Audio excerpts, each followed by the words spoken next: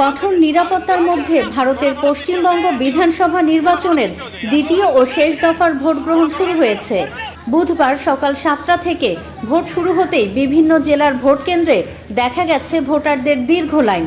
ভোর থেকেই নারী পুরুষ ভোটাররা কেন্দ্রে এসে লাইনে দাঁড়িয়ে ভোট দেওয়ার অপেক্ষা করছেন। খুব আনন্দ হচ্ছে, কেন্দ্র বাহিনী রয়েছে, ঠিক আছে, এবং যেভাবে পিসফুলি ভোট হবে, মানুষ গণতন্ত্রের বড় উৎসব এটা।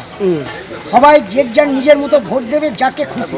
আর প্রত্যেকবারের তুলনা খুবই ভালো নিরাপত্তাটা দেখতে পাচ্ছি। হ্যাঁ, রোদের দিনে সকাল সকাল আসা, তারপরে আমাদের কিছু ডিউটি আছে, যেমন সাংসারিক কাজকর্ম আছে, তার সাথে আমার অফিস রয়েছে, অফিসেও তো যেতে হবে। আমারটা এমার্জেন্সি অফিস, এটা 24x7 খোলা থাকে, তাহলে ওখানে আমাদের ডিউটি করতেই হয়।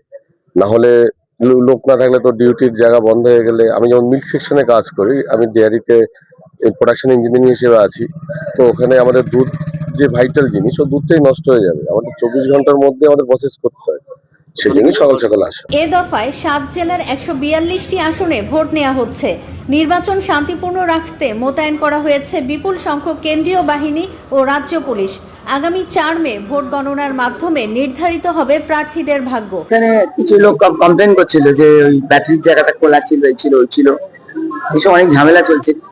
22 নম্বর পার্টি আসলে অনেক ভালো ভালো লোকজন থাকে, তো সেই জন্য ওইটা যত তাড়াতাড়ি গন্ডগোল করানো যায় আগে সব খেলা। देखिए ना, सुबह सुबह सब लोग आ गए हैं।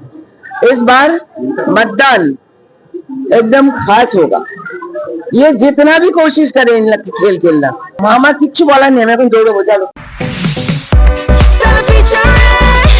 next level, well done, side by side fridge.